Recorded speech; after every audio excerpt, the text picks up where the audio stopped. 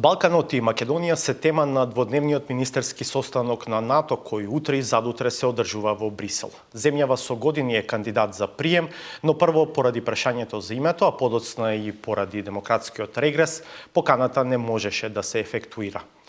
Во Брисел е колегата Владимир Мирчевски, ќе го следи собирот на НАТО. Владимир, се знае ли зошто Балканот е тема пред министрите на НАТО?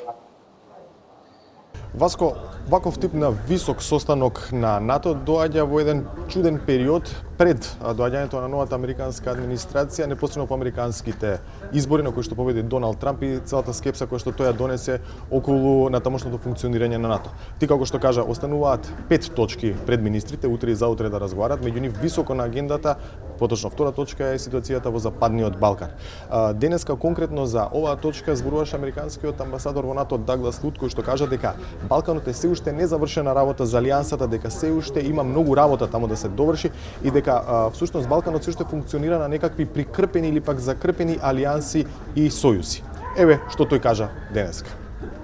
One region which will receive special attention in this session on projecting stability is the Western Balkans, where NATO believes that we have, as we say, unfinished business. Well, why do I say that? It's because beginning in '95 with the NATO intervention in Bosnia, NATO began an investment in stabilizing the Western Balkans, which actually needs to continue to this day. So you'll appreciate that 3 Western Balkan states are now allies, so Albania, Croatia, and Slovenia. 2 want to be allies, are in the process of becoming allies, Bosnia, Herzegovina, and Macedonia. But the region as a whole is still a patchwork of allies, aspirants, and partners, which hasn't come together in a very stable, reliable way yet. So NATO still has business there, as I say, unfinished business. Ова беше изјавата на американскиот амбасадор во НАТО. Владимир, ти денеска имаше шанса да разговараш со еден стар познаник на Македонија, неговото име е Јелко Кацин. Тој сега е амбасадор на Словенија во НАТО, а македонската јавност го памети во времето кога беше европратеник. Да, веќе една година Јелко Кацин е врвен представник на Словенија овде во НАТО. Со него имав можност да разговарам 10 минути за ситуацијата и во НАТО, меѓутоа конкретно и за состојбата во Македонија. На моето прашање како Македонија повторно да се врати на вистинскиот евроинтеграцијски пат, повторно да се врати на НАТО и на Европска унија вредностите, тој кажа Македонија мора самата себе си да се квалификува за тоа. Можеме да го видиме интервјуто кое што го направи со Јелко Кацин. Каде се загуби Македонија на патот на интеграција кон НАТО? Допред неколку години проблем беше само прашањето за името, меѓутоа сега веќе и НАТО заклучува дека има и други посериозни проблеми со демократијата во Македонија. Како од еден од првите тркачи на проширувањето кон Западниот Балкан на НАТО, Македонија дојде да биде меѓу последните.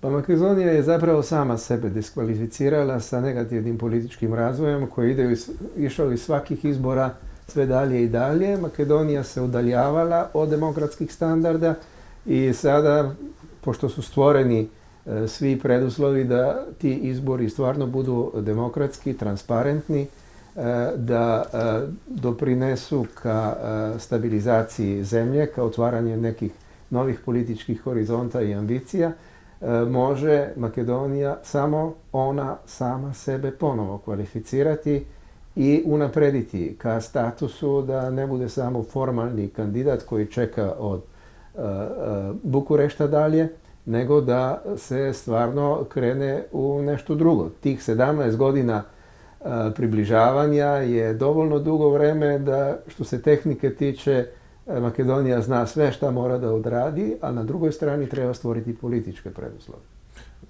Знам дека како дипломат многу не сакате да давате оценки или прогнози. Меѓутоа, да кажеме, ако јас сум Македонија, кога би можел да го ставам на себе ова знакче на НАТО и да кажам, јас сум членка на НАТО. Имате ли таква проценка? Ja ovdje predstavljam državu i vladu koja svakako podržava euroatlantski put Makedonije.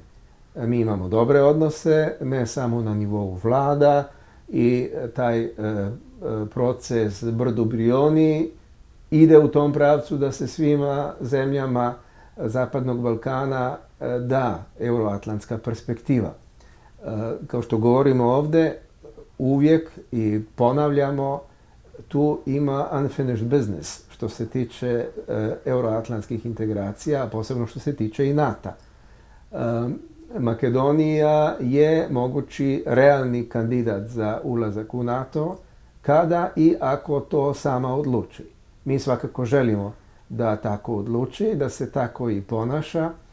Neki su spremni da tu uložimo i velik politički kapital kao advokati euroatlantskih integracija Makedonije, ali znate, tako iznenađenja kao što je bilo nedavno zasjedanje vrha Brdo Brioni, kada predsjednici dolaze u Skopje, onda čuju da je bila napravljena abolicija za sve koji su u proceduri ili čak još nisu u proceduri. To nisu iznenađenja koje bi bilo ko pozdravio, niti je to gesta koja bi ukazala da institucije Makedonije rade.